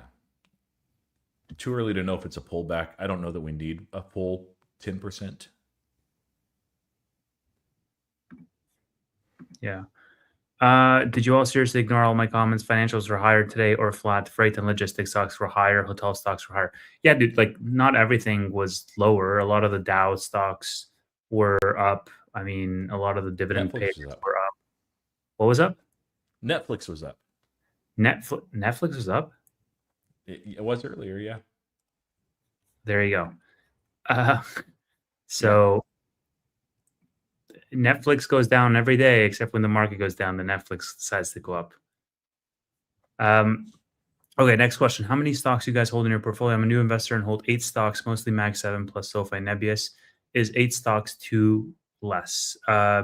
No, I think 8 stocks is perfect. I hold, I think, yeah, 8 stocks or so, 7 or 8. Let me count. 1, 2, 3, 4, 5, 6, 7, 8, 9. I hold 9 stocks. Um, so I think you're fine with 8. I try to keep it to a right around 10. I'm a little bit over that right now. So yeah, I especially as a newer investor, if it's not a large sum of money, you hear about the benefit of diversification. That is a real benefit if your goal is to preserve money. If your goal is to actually make money in the stock market, concentrate according to your deepest convictions. Make sure those convictions are as right as possible. You're not going to always get things right, but usually you'll benefit over that. And if it doesn't work out, like you'll figure that out and become an index investor, and that's still a good thing. Yeah. We answered this. Did Sophie get into it? No. So as which stock got into the S&P? I think is a better question. So we got Marvell making it into the S&P, and I think Flex made it into the S&P, and then Pool, something Pool.com, and somebody else got kicked out. Who got kicked out? Pool and I don't remember. another boomer company. Was it a pizza company? What was it? It wasn't Domino's, was it? What was it? I'm sure somebody will correct me. Who got kicked out? It was Pool and somebody else. Yeah, CPB, Campbell's. That was Campbell's. I was like, is it a pizza company? Domino's? No. Campbell's Soup, ladies and gentlemen, got kicked out. Poor Yeah, Andy so, Warhol. bro, can you what a crazy change to be like, yeah, let's switch this Marvell company for Campbell's Soup. Like that's a pretty equivalent company mission statement thesis change. Side of the I hear time. it's the next $1 trillion company Soup according for to you. Jensen. So awesome. Yes. Um, all right. Anyone lose more than 3 months' wages today? Yes. Yes. I try. Actually, I was successful very early on in doing individual investing to think about the money that I've invested in a different way than I do my income. Otherwise, it messes with your head, at least for most people. Guys, I love that you're still asking questions. I stopped questions like a while ago. I'm sure at some point I'll start picking some off again, but we're in a questioned blackout period. Mary lost annual salary today. Sorry to hear that, Mary. You'll get it back. What's your thesis on Nokia? Just starting to research it deeper after investing in it recently. Would love a Nebula style video break. Yeah, man, I've procrastinated on making videos all week this week, but I should make something on Nokia. I'm not decided if I want to hold it or if I'm trading it or if I want to add more to it. Like what my stance is. I'm sort of like, yeah, it's kind of like in a transitory space in my portfolio. But I think if I were to actually hold it, I would probably make a video explaining why. So TBD on that one so far. Roy, are you adding more to VG at these levels? I added more. I think it was at the same level a week and a half ago, and was glad to do that. I also bought some calls, and the calls, I think, really got them at a lower price as far as share. They are still down a little bit. Yesterday they were up a little bit. So, but yeah, a slow add at this level. Like if we see $10 a share for VG, I'll add a lot more. I'll just max it out up to my 10% allocation. Jackson, again, on big red days like today, do y'all look towards technicals to get a grip on where support for the broader indexes could be? Maybe SMAs and EMAs. Not really. I think we filled a gap though on the SPY. So that's constructive, I want to say. I just look at what's it, paper gains and emits thing on Tuesdays before our show. That's the extent of my technical analysis. Yeah, I don't look at it very often. I usually just look at what other TA guys are saying on that. I tend to look a little bit wider out when we're in a pull down like this or drawdown. I'll pay very close attention to RSI Of course, we're not anywhere close to bottoming or bouncing based on RSI. It's no longer heated, which I don't think we need to get all the way down to oversold. But and then also the volatility index relative to previously known historical events and the shift from greed to fear. Although I'd weigh that one very with a grain of salt. So that doesn't do much good for like trying to figure out like one single day in isolation, but it's good over multiple weeks for me. And I'm not usually looking for like, can I time the bottom and get in, or ouch, wow, Mark. I hope that's money that you could afford to lose, because if not, I'm I sorry. mean, look, I like this. I like this mindset. I lost nothing. I didn't sell. There you go. Yeah, that's why they call it paper gains, paper losses. What's worth buying the dip or starting a new position? Depends on what you're more bullish on, man. The stock you're buying the dip on or the new position you're starting. Yeah. Yeah. I think retail tends to make the mistake to go to the next shiny object a little bit too fast. So take a look at your portfolio versus that shiny object. And it may be that that shiny object you thought you missed it, and man, there was a massive pullback. If so, like, hey, get in. But if not, and if you have something you love and you want more of in your portfolio, why not just buy that? Yeah. Iron, interesting or third choice? Third choice. Third choice, but interesting. Yeah. Bearish XAI, if they're selling so much compute, this should hurt their valuation. No. No. For an IPO, as a lot of analysts in the Wall Street, of course, weighs in, although I do question like how many will actually buy, as Tevis was saying. They want to know about revenue and sustainably, and they'll do, usually not DCF, but they will model out revenue, they'll model out valuation, and something like this where they lock up over multiple years, very predictable revenue, although it can be canceled for after 90 days by either party. That will give the stock a lot of benefit that wouldn't have previously been there had they not done these deals. So I wouldn't think that that's really bearish. What it does show is that Elon overbuilt, which, hey, it's like overbuilding and then people want exactly what you built. That's a pretty fantastic problem. So He's like the only one on the street that overbuilt because everybody is like compute constrained. Sarah Fryer was saying it on the All In pod. They were like, and it must be like weird for them too, man, because like Elon talks so much smack with OpenAI and then as well with Anthropic, and he's the only one with compute on the street corner, and it's a humbling experience, I'm sure, for these companies. yeah. But We don't know, like, we know the compute capacity and we know the size of the deals, but man, needless to say, I think that they came out ahead on overbuilding. So versus like had this event not happened, and I don't think, it's funny because the reason why that they overbuilt, I don't think is because Elon Musk was playing 5D chess and it's just like, hey, these idiots are not going to build enough. He just wanted to ensure that he had enough for his business, and typical Elon, he was ahead of where he should have been in terms of expectations.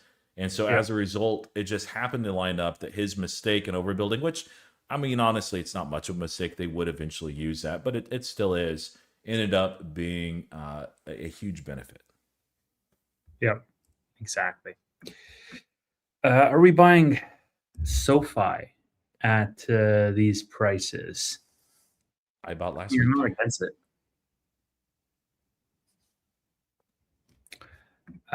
So Tom Lee is right again. He said he would pull back out. Yeah, man, Tom Lee is always right. Tom Lee is never wrong. So just blindly follow anything that Tom Lee says, okay? He's made so many predictions. He's like inverse Michael Burry, who just keeps calling for crashes, and it's like he is right, like over the long term. But I man, he's been calling it a mini crypto winter forever, and it like it's not. And he's like, hey, look, these are rebounding, software's rebounding, and so clearly because they're heavily correlated. And I'm like, oh, dude. I love that. What a crazy line. Tom Lee is inverse Michael Burry. There's your he, clip right there. he is. He's like, he's Kathy Wood 2.0. So it's just it's annoying at some point.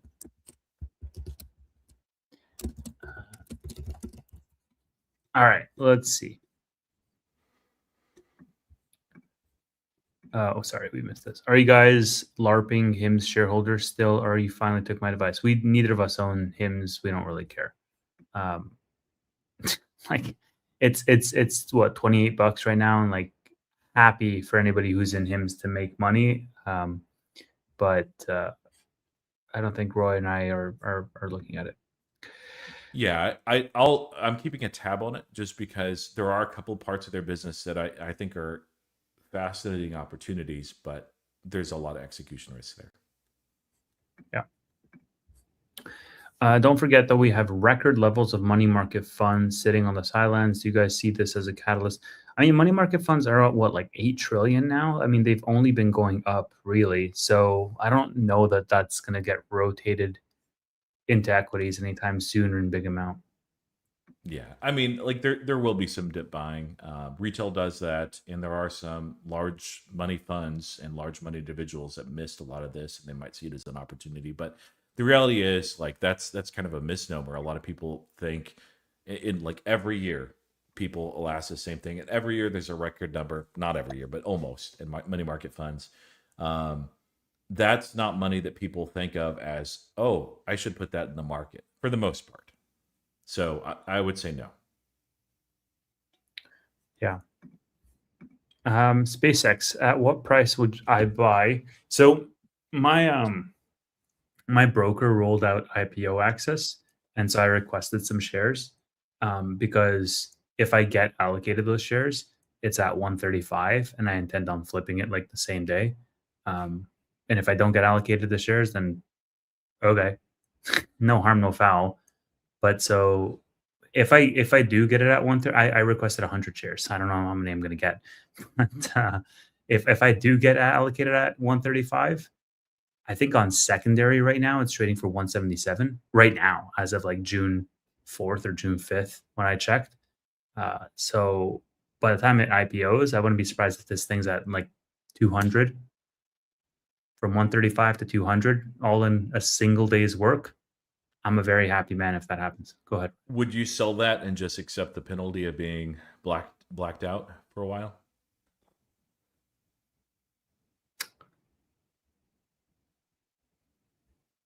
Depends on how many shares I get. Yeah, like the full 100. Depends on what price I can sell it at. Yeah. This man will not answer. No, just kidding. It's Well, I don't know. Like, it's a that's something, by the way, if anyone else is playing it just for fun or I put in just for like a handful of shares. It's not a meaningful amount. Just it's kind of like having a ticket stub of a concert that you went to from a long time ago. That I can be like, hey, look, I bought some SpaceX shares one time. But yeah, I don't expect to make money. And then if you're in it, it probably will pop up. Like, who knows? And a lot of people will sell. You need to know if you do that, it's fine. You know, it's your money to do that with. But a lot of times, the platform that you sold it on will not give you IPO access again, or at least not for a very long time. So it may be worth it if it's a meaningful amount of money. If you have one share, it's not financial advice, but I mean, like, is it worth, like $50? yeah, that's a good point. I mean, like, I don't know how long I would have to hold for them not to hate me.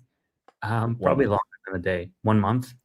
Yeah, it can depend on platform. At least Robinhood, I believe Webull as well, and SoFi all are like 1 month or 1 month and a day. So, is it 90 days? I don't I think got it is.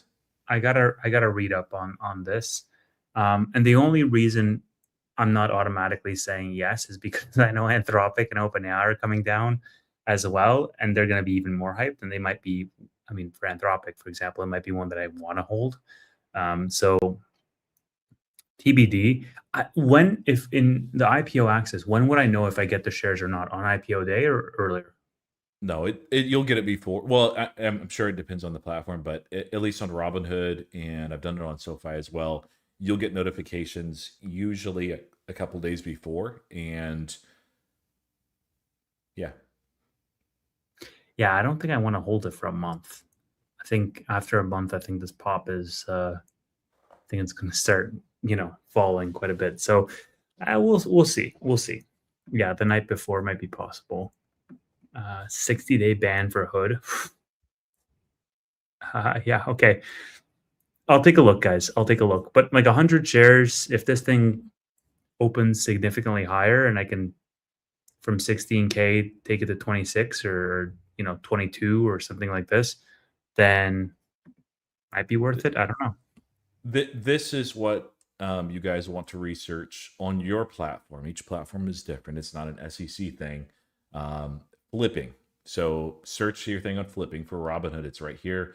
If you sell your IPO shares within 30 days, it's not 90 of the IPO. It's considered flipping, and you may be prevented from participating in IPO access for 60 days. Some platforms can do longer on both or shorter on both. Just double check that. Yeah, but Robinhood, if I play an IPO just for fun and I don't really mean to hold it, it's usually on day 31. But by then, usually the juice has been squeezed out anyway. So yeah, don't chase IPOs if you want to make money. Usually. Okay, so they say if I sell within 90 days, I won't be able to participate in future IPOs with them. 90. So, yeah. You need Robinhood, man. They're not in Canada, bro. They are now, just on the crypto side, though. Yeah. Yeah. So, wow. 90 days or I can't do any more IPOs with them. I should have requested 1,000 shares, bro.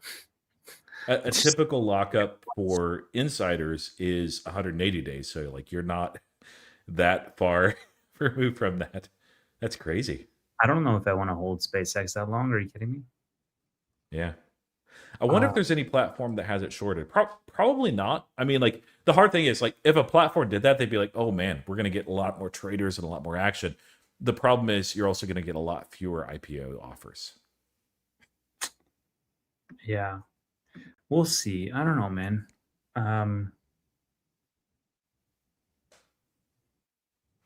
Now you've given me something to think about.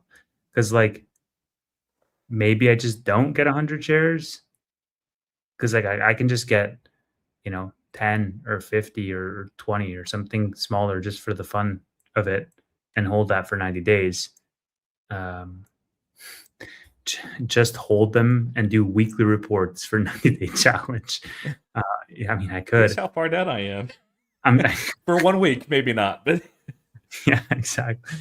But like, what if I sell covered calls on them and that gets called away? Do I get banned from future IPOs because a covered call got called away? Like, what the hell is this? Mm-hmm. Anyways, video idea. So I had to write that down. Idea. Okay, let's move on. What happened to Crypto Spring? Delayed until further notice. Not delayed. Nope, that's incorrect. Tom Lee's view of mini crypto winter, which I was skeptical of, was incorrect. A typical crypto winter with the 4-year cycle, which is still what's playing out, it's still playing out exactly as it had before. I would not expect crypto spring until October. It can happen slightly earlier. It almost certainly will happen this year. It could surprise us, but yeah. Go watch my crypto winter video. Not right now, though. Why prefer dilution over debt when it comes to Nebius versus CoreWeave? If you're bullish on the sector in general, it seems like not getting diluted away. So Nebius is not necessarily defaulting to dilution. They're defaulting to commitments against future like payouts, essentially, right? Like they get prepayments, or in the case of their new CapEx, they're holding like Meta's commitment as a, what is it called? Is it asset-backed raise, something like that. But yeah, it's the equivalent of an SPA for energy companies. So like the way to think about it for CoreWeave is they're taking a model that worked very well with energy companies, and the way that it worked there, like massive CapEx is needed. So how do you fund that? You do that through two things. One is you do very long-term contracts. They're called SPAs. Those are 20 years, so this is obviously shorter what they're doing, and so that gives you guaranteed revenue. And then when creditors look at your business, They're like, okay, guaranteed revenue. We love that. Let's model this out. And then it's just a math problem at that point. And so then you get issued debt based on that. The benefit is, and I talked about this before, there is more risk, but it's not like substantial given their cash flows by any means, and their backlog as well, which is a take or pay contract. Also a critical distinction. I just need to do a CoreWeave video. Take or pay also is one of those energy things. So with natural gas, there are times when companies, it doesn't happen too often, when they're like, you know what? We don't actually want the gas right now. We have all that we can use because of X, Y, and Z. Well, guess what? Whether they take it or not, they're going to pay. And that is the case with CoreWeave. So if something happens, so this is basically guaranteed money. The debt model is there. It's well understood. There's two problems with it. Well, actually, real quick. They get to the other side, like everything's good, everything worked out. They accelerate revenue tremendously. They're able to either, two things happen. One is revenue is ramped tremendously, and as a result, usually the credit rating improves, and they use that to pay down some more debt. And so it's kind of a victorious cycle. Second, you get to the end of paying down most of the debt. I don't think you ever pay all of it off because you're always doing some form of CapEx, but you have a much smaller float size, and as a result, the upside is actually substantially larger than issuing shares, which right now, but it depends on when you issue them. The challenge is, I don't think that even Nebius themselves, when they were thinking about, hey, let's do this through a model of dilution, we're like, hey, yeah, we're going to be trading at 250 a share in like a year. So they're them trading meaningfully above where their share price should be. Well, not meaningfully above is incredibly bullish for the fundamentals of the company because they can use that to dilute against that premium in share price. So, yeah, but yeah, Well, it's just a different model. there's two advantages that I see with the Nebius model is that like with CoreWeave, because they're financing it themselves through debt, if that demand falls off a cliff for whatever reason, CoreWeave is essentially holding the bag versus for Nebius, No, take or pay contracts are constructed in a different way. So they're not holding the bag because these contracts are, they have to pay them out no matter what. It's like, it's close to 90% of their so backlog is that. why wouldn't you do a prepayment if that was the case? Because with a prepayment, They've also done that too. Yeah. Yeah. They've also done that too. So, but yeah, even with prepayments, there can be a scenario that's drawn up where you have to, as a company, pay back some of that because things didn't work out. It's rare, and it's usually when somebody failed to deliver what they were, and there wasn't a force majeure in place, like with Hormuz and gas and stuff. So, yeah, I think the other point that I was going to say was the interest payments.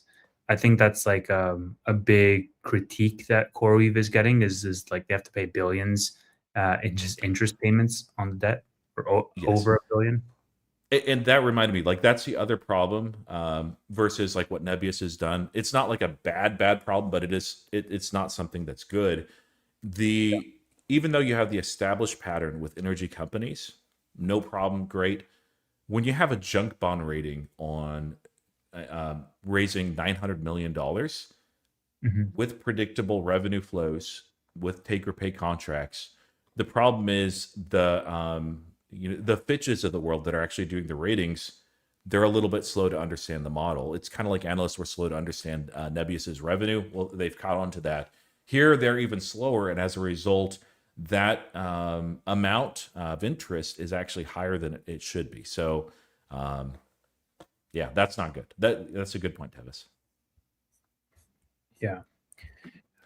Thank you for the $7, Mamba. Boys, how much were the ports down today? Trying to feel better about myself. I think my large port, the main one, was down about 11%. But keep in mind, this is like the one that holds the majority of the Nebius in it. So the other ones were probably down a little bit less. But yeah, let's go with 11%. It's good.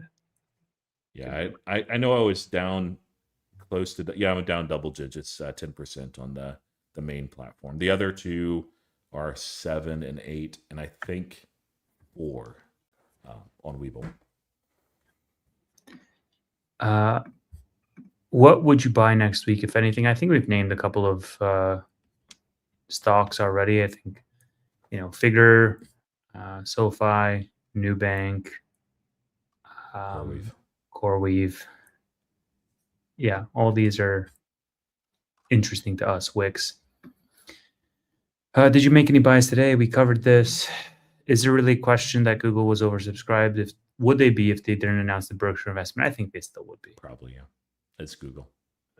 Full port SoFi leaps, not just yet, but don't threaten me with a good time. Is the GOAT strategy to just buy extreme fear and sell extreme greed? I'm trying it out. Had tons of FOMO in the past few weeks, but I'm being patient. Look, yeah, I think you can definitely do that. Um, I don't think that's a bad strategy at all, quite frankly. Yeah, I like probably the better thing for long-term investors is to take profits in extreme greed and buy extreme fear, but not like all in, all out. Be careful with that because you can miss a lot. But it's a good reminder in extreme greed, like it's okay to take profits. It's not a bad thing at all, and it's okay to buy dips in extreme fear too. Usually, there's a point where that works out. We're not anywhere close to extreme fear though. Yeah. I've been consolidating a lot of my brokers. So I have like 7 or 8 accounts. And the reason why, Rob, is because some of them are tax haven accounts, like retirement accounts or whatnot, versus others are like personal margin accounts and different types of accounts. I have 3 brokers, and one of them I just have like one of the tax haven accounts because they literally don't have the feature to do in kind transfer. So they would literally sell everything, transfer in cash to the next broker if I wanted to. Now, granted, it's a tax haven account, so if they just sell everything, it's not like that big of a deal. But I'm like, all right, whatever. It's not hurting anybody. So that's the only. And then the reason I have the second account is because it's better with options, and that's the one I run the wheel on. Um, I get better fills and just better overall. But yeah, there's different reasons. Yeah, I like redundancy. I want to have two, just in case one goes down for some reason and I can't make a move that I need to. I can do it or do it a little more than I would on the other. Mhm. Which stock do you think has more upside potential in the next year or two, CoreWeave or Marvell? Well, I don't know Marvell well enough to answer that. I think there's plenty of upside on Corey, but probably Marvell too. What do you say, Tevis? I mean, Jensen did say Marvell is going to be a $1 trillion company. He And didn't mean like this week though, guys. So the market treated it. Did you see how much it went up earlier yes, this week? and it made it into the S&P 500 too, so it's going to go up next week as well. Yeah. I think the point is like what Marvell is 200 billion now, something like that. 230 billion. Yes. Yeah, okay, so yeah, call it 250. It's got a 4x to a trillion. So Yeah, I mean, CoreWeave could 4x in 2 years. I wouldn't say that that's like the baseline assumption that I'd go into on that, but I think a 2.5x from here, well, from 100. yeah. Tevis Matt Money was calling you out for selling BMNR at the bottom. Did you sell all? No, I just sold 1/3 of my position. I'm unfortunately holding the rest. But yeah, Matt Money has been buying BMNR, so that's why he's a smarter one from the two of us. Do you think CoreWeave is a good entry around 100? Yes. The long term, yeah, I think so. Thoughts on Intel? I think it's pretty ahead of itself, and I think that the market for a little while was pricing it as an amazing business that executes well. CPUs are a lot more in demand. They've done a lot of things right, and a big part of that is just free money from the government, essentially. But yeah, I wouldn't buy it here. We did talk about it, when the government got involved, and I kind of wish we did more than talk about it, Tevis. But Yeah. like think about it. If you're gonna own Intel, Nvidia, or AMD, which has the more killer CEOs? Yeah. Which businesses have relentlessly executed and iterated? Yeah. Exactly. Leadership matters. Which businesses is the U.S. government involved in? Yeah, I mean, there's a reason why it's up. So Okay, let's move on. Are CoreWeave shareholders the one paying for all this expensive memory? no, I mean, from a dilution perspective, not dilution, debt. well, what are you saying? CoreWeave has never diluted? They all of them have, and when you IPO in a market, you dilute. It's Okay. in the contract there, but no, like realistically, like the debt is financed by the revenue that they have from mostly hyperscalers. A ton of it is Microsoft. So yeah, but no, like every single company that's in the space is paying for expensive memory. Yeah. What's the thesis on Figure? Roy, this is where you do your videos. Yeah, watch my video. Oversimplified is there's few companies that natively understand crypto and traditional finance, and so then they have a perfect culture with a guy like Jack Dorsey that's in the executive office, Mike Cagney, who also founded SoFi. Great guy just to spin off of Dream Up Products, and then they have the executor, Michael Tannenbaum, the CEO. So yeah. What's the story with Wix? Base 44. Base 44. Thesis. Yeah. That one will do well. I mean, Base 44 will. The core business, not so much, but yeah, that's life. Ricardo, thank you for the 5 gifted memberships. Congrats to whoever got a membership gifted. Roy, why does it cost more for Nebius to provide software to clients? Doesn't it raise Nebius's margins? Over the long term, yeah. This you can use an analogy here as well. Thank you, Ricardo, as well for the 5 gifted subs of being a payments provider. So like PayPal's Braintree or Stripe. Let's take Stripe because PayPal, who cares? So Stripe just is like, hey, we're going to help be a payments provider, and that's it. And then you can start layering in some other value-added services like fraud prevention and so forth, or like Adyen. They do a great job of this as well. So the bare metal is the payments provider, but the other value-added services is what Nebius and others are trying to provide. On the back end, this is years out. Yes, higher margins, stickier product, and especially good for small and mid-sized businesses. On the shorter end, there's a cost to that. The Tavili was not acquired by Nebius just for free or like for $5. Like it was a good chunk of money that they could have also said, you know what, instead of spending this money on acquiring this company and diluting more as a result, we're going to just build out more inference. I think their approach is absolutely right over the long term. And what I've seen that the buying and the neocloud that they're forming, it is compelling. I think it's very, very interesting. But we can't just say that there's no cost and no downside. The downside is you're taking some of the focus away from that product, which the market has an insatiable appetite for right now, and you're slowing down the build out of that.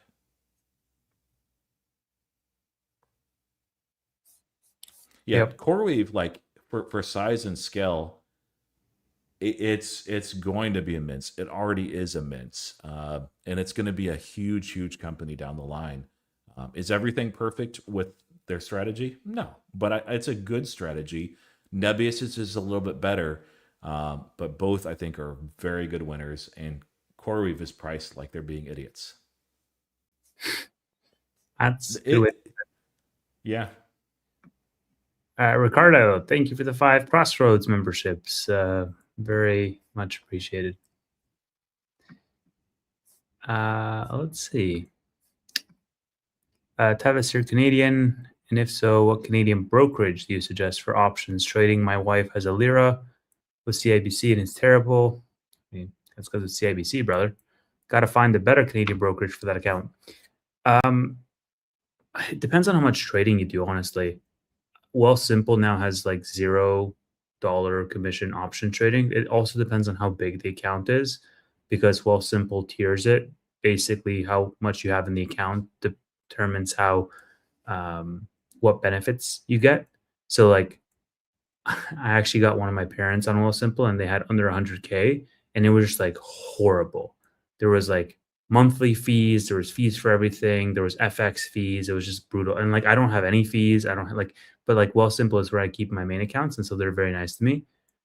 Other than that, I would say Interactive Brokers is like great. It really enjoy it, really love the platform. The only reason I would move to Wealthsimple over IBKR is zero fees for options. And like sometimes when I'm doing covered calls on SoFi or cash secured puts on SoFi or whatever, like when you have a lot of contracts, like I sometimes end up paying like 30, $40 in fees just to sell those covered calls. And like it adds up over time. So that's probably what I would point you to is one of those two spots, depending on how you use the account, how big the account is, and what you want to use it for. Wealthsimple or IBKR, I would say, is your best bet. What is Ron YouTube account? I'll comment here if you can throw it up. There you go. Yeah, I made everything the same name. That way it actually makes sense instead of previously before. Can you throw up Matthew's comment from just a moment? Yeah, 6:39, 7:30, well, whatever time zone you're in. I think the real question should be what is persons asking the question thesis on figure they shouldn't borrow conviction. Actually, I disagree with you here, Matthew. Like I agree, like don't borrow conviction, but there's thousands of stocks, there's thousands of opportunities to invest. And so having just a very simple and oversimplified thesis, that's where you look at it and you're like, it's not something I can wrap my brain around, or I'm not interested in that. Or you're like, ooh, I want to take a look at that. So I think that there absolutely is. It's great to ask questions on like, well, why are you buying? Like I see the next comment, I bought Celsius stock. Well, what's the thesis there? Why are you buying it? And they give me a 30-second pitch and I'm like, oh, okay, that's garbage, forget it. Or, oh, I need to take a deeper look. That's where you go in with the DD. It's a good filter question. Yeah. Okay, let's there's a couple of other questions I just bookmarked. Are markets shut on Monday? I think they're open on Monday, but are they shut on Friday? No, not next week. I don't think Week so. forward. Why is contract expiration day on the 18th, which is a Thursday, versus Friday for June? June 19th. Juneteenth. Oh, yeah. Yeah, Juneteenth is a federal holiday. Stock market is closed. It's closed a full day as well. So took me a second on that. I'm like, what holiday is it? It's one that, I didn't grow up celebrating. So I should be aware of it because has kind of originates right outside of Houston and Galveston Island. That's cool. The only reason I care is because the market's closed. Do you know what Juneteenth was for? Let's go with no. It was so back in the 1800s, news traveled much slower than today, and so the Civil War was over, and then no, actually, let me take a step back. The Emancipation, is it the Emancipation Proclamation or the Civil War? I'm going to mess it up. It's one of those two events occurred. Emancipation Proclamation, of course, in the middle of the Civil War, wasn't a way to actually fully realize that because they're in the middle of the conflict. And then the last place in the South that heard about, I'm sorry, I can't remember which one it is. I'm butchering it. It was Galveston Island here right outside of Houston. And so then there was, of course, a celebration of like, hey, great, we're not going to be slaves for long. Roy, the only reason I care is because my options expire one day earlier. Okay, so it's a holiday for me as well from worrying about my options. Yeah. What are your thoughts on BMNR's 280 million preferred stock offering? Rodrigo, I will explain this in depth tomorrow in my BMNR video. Are we buying the service now dip? And what is the dip for you? So ServiceNow is one of the large SaaS companies that I wouldn't mind. Well, It's that at I 112. can't say I wouldn't mind owning. I would prefer not to own it, but I don't see it as a dud. Like I think that there's a point here where it just becomes silly. Of course, it rallied a lot, so it's not even back to its previous low at 83. It's currently at 112. Um, and I wasn't interested in an 83, so that should probably tell you all you need to know. It's still like the challenge with ServiceNow is like a lot of the SaaS names, it's still not super cheap. I don't think it's crazily mispriced or anything like that, but current PE is 66. Forward PE is lower, and some of that growth has come on the back of acquisitions versus organic growth. So it's not as interesting as a SaaS name to me as, for instance, Wix, which is base 44. That's the thesis. Yeah. How long do you think this tech sell-off lasts? New all-time high before Tom Lee's mini bear market? Yes. I Probably think 2 it weeks. lasts. Yeah, I don't think it lasts very long. Even 2 weeks, I think, is a lot. We'll see. Yeah. Yeah. We could get a face ripper on Monday. I would say it's highly likely whatever we open with, it's going to be very aggressive up or down. And then that will probably fade throughout the day on Monday. Yep. So don't trust the initial move, whatever it is. Tevis, would you buy SoFi at 3 or BMNR at 250? Bro, if SoFi went to $3, I would go all in on like options. My entire everything, just options. If that happened.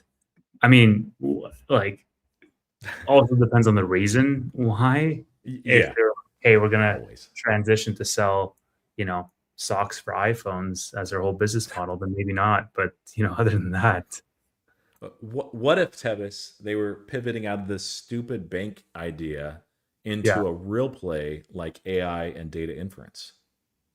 that could be a play. That could work. Soph AI. Self AI, as long as it's not the AWS of fintech. I just don't want to hear that.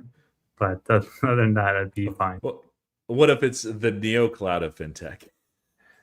Ugh, don't trigger me. It's too late. No, $3. It's not going to happen unless there's something like tangibly and seriously wrong in the United States or worldwide. But yeah, Yeah, this I too. would SoFi could buy only back own. all their I would stock. only own SoFi. Like I mean, SoFi would only own SoFi. It would just yeah, buy everything back. Go private. Noto would own like 200% of the dip, and or the company's like that's not even possible. What happened here? Yeah, exactly. Um, Yeah, even if Noto left, I don't think it's going to go to 3. like yeah, he's built a good team and a good culture there. It's just Is not. Noda irreplaceable? I don't think so. Like he is a great CEO. I really do think so. I think he's a perfect fit for SoFi, and he's done so much for that business. But like he's not even a Vlad Tenev as far as like what he means to the company. And Vlad has a lot of talent behind him. If Yeah, Vlad leaves, it's not over for Robinhood, but it's going to be a very different company versus Noto. They're going to continue to go on. yeah. It, Why aren't we buying Amazon hand over fist? They're recession-proof, cheap, and growing everywhere. I love Amazon, dude. I have my Amazon spreads. My shares got called away, but good that they did because Amazon's back down to some pretty attractive levels.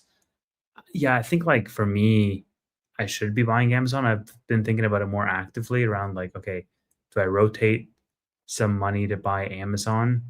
Um, I think a lot of the extra money that I had went into Meta, but Amazon, like, maybe I sell a little bit of Nebius, a couple hundred shares, and then I buy a couple hundred shares of Amazon. Like, you can do it pretty much one to one. They're pretty much trading at the same price. Um, let's see. yeah, I think you could probably have it at a cheaper price. Amazon was the first of the hyperscalers to raise capital through dilution. They're going to do it again, almost certainly. Like I would be shocked if they didn't. And it's not bearish Amazon, but the market will sell it off based on that. We already saw what it would look like 3.5 months ago. We're going to see it again now with even more vigor. I mean, it's interesting, bro. It's like a one to one stock price with Nebius. So like, I could sell 100 shares of Nebius and buy 100 shares of Ant. Like, that's That's crazy. fun. That's fun. That's crazy. Um, I mean, granted, 100 shares of Nebius can go to like $300, dollars before Amazon go to 300, but still crazy. So I might like that. I'm gonna be sitting about, with that thought for a while now. But Amazon, like, love the company. I think they're gonna do fine. And spreads are, I think, like they're back down. They're only up like 10% now, which sucks. But I might add some more, quite frankly. Yeah, one of my sons has been buying Amazon. He loves it too. So There you go. I think it might be his biggest holding. So, didn't Tom Lee's chartist say that ETH would bottom around 1400? We're close at 1570. Might be a time to start. Yeah, I think 1570 is the cheapest you've gotten ETH in a long, long time. And dude, I checked and I was down on my ETH position. I've been buying ETH from like 5, 6 years ago. This is like such a waste of freaking time. This, like it's just stupid. So Yeah, I'd said 1500. I think a lot of people, like, I did that for a lot of reasons, but a lot of it was listening to what other people were saying, that are pretty well respected in the space 6 months ago when we were materially higher. And when it's hard to see an environment given all what has changed, given that the Fusaka update did not kill the tokenomics, it actually benefited Ethereum, and what's happening with institutional adoption, that we see it bottom much below that, if at all. The bottom, I think, might already be in for Ethereum. yeah, it absolutely could be. I used my whole emergency fund to buy NVIDIA. Bad idea. Bad It idea. depends on how much you need your emergency fund, but at the same time, NVIDIA is basically a stable coin. So Don't do that with your emergency fund, dude. not financial advice. Like, you might make some money on that. If you do that enough times, you're going to get burned. And let me tell you a quick story. So we moved. Previously, we were living in Virginia. Nature of what I do, we move a fair bit, and I think that we're probably done with that, or at least close to. And so we moved to Virginia and ended up initially renting a place because I needed that with the business that I was operating at the time. And ended up that I was like, okay, plenty of cash flow. We're doing great. Let me, because some reasons it was a pretty high interest rate. Let me just go ahead and put extra cash into the house and not have very much of an emergency fund. And then we literally had 3 emergencies, and like within a month, and we got into some debt, and it was not at the 0% COVID era debt. And so it was painful and challenging to dig our way out. And I never want to do that again. And so emergency funds are called that for a reason. Buying stocks is not an emergency.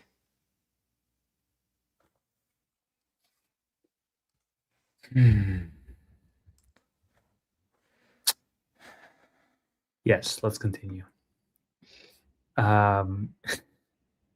We could get further dip before we get rip. Thoughts on Adobe? I literally never think about Adobe. So thank you for asking, but it's never on my mind. What is you at? Let's see. 251. 251. The Adobe. 52-week low is 224.15. So it's not much up that. Down 25% year to date is really not that bad compared to how much I hear this name talked about. I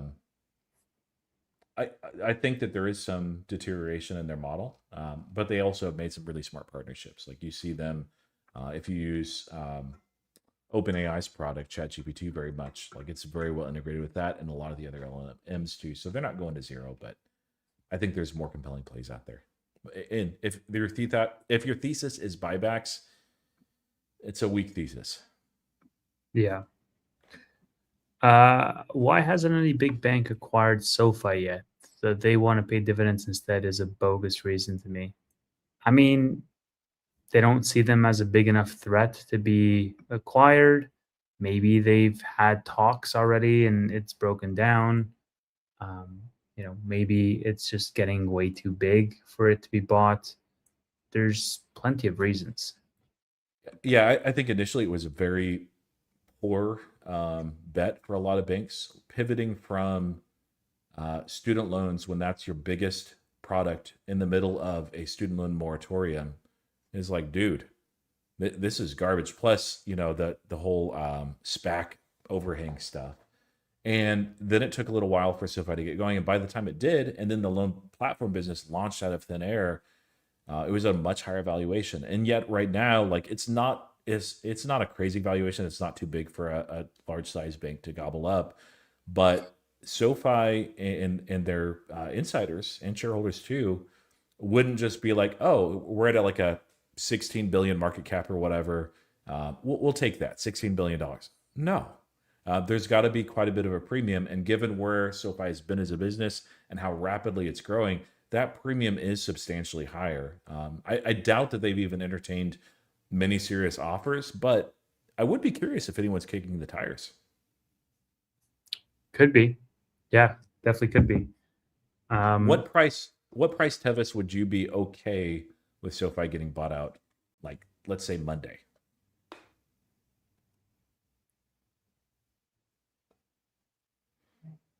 $30.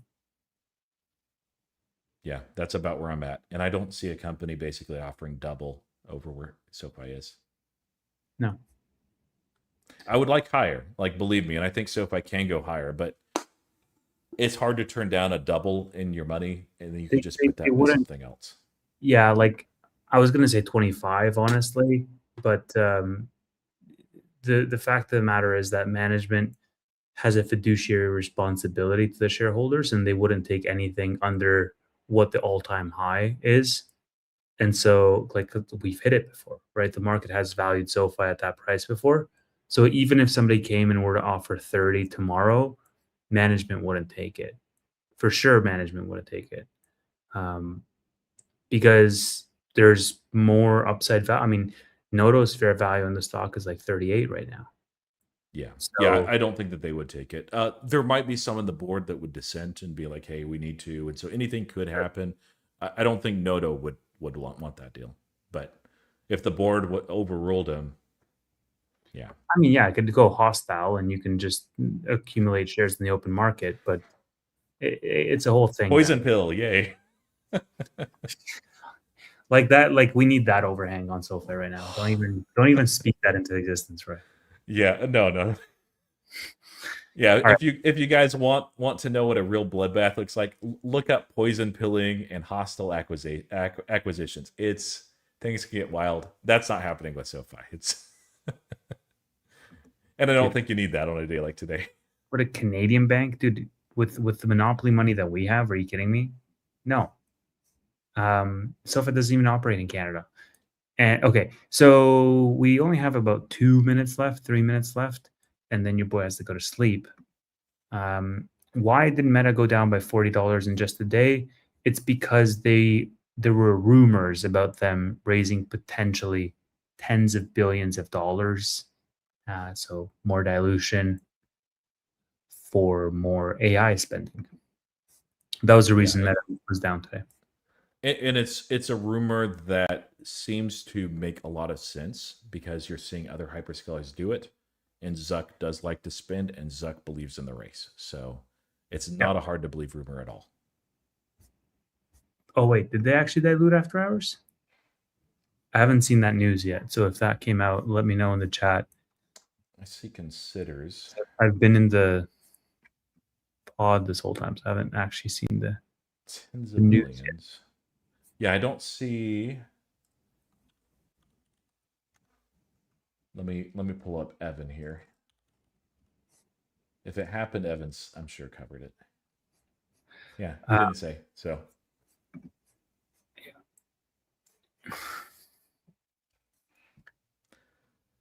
Roy and Tristan. Why don't you change Roy's name? Why is it just Roy and Tristan? Did we miss Marvell? Yes, you missed it. Go rewind. How much money in revenue do you think SoFi can make from all the IPOs? They're not going to make a lot from the IPOs, I don't think. I don't think it's like a money making, it's going to move the needle for the business. Where most of the money is made is in stock lending for the platforms. And to go back and look at that specific line item for Robinhood, last summer in the middle of all the IPO heat, The problem for SoFi is I I don't think that they do a great job of marketing that you can even do that. I'm actually not even sure if you can. I'm sure that you can. I do have a SoFi Invest account, but like I have $100 in it. So, um, yeah, Robinhood is set up and they do a good job of marketing that to their users, which is why they make a lot of money. Users make a little bit off of it too. Yeah. 2 hours on the dot. Roy, shall we wrap it there? Any last words? Yes, I would say that while the market is volatile and while a lot of the names that you are holding are probably down quite a bit, and your portfolio might be as well, at least you didn't buy Campbell's soup and hold on to it for a really long time. Yes, this is true. At least you didn't buy that toilet company that turned into an AI company. I wonder what they're doing today. They Probably wouldn't be. back to where they were before in the toilet. I was gonna say, man, like they wouldn't be as far down if they were still a freaking toilet company, but they chose to make chips instead and get sold off.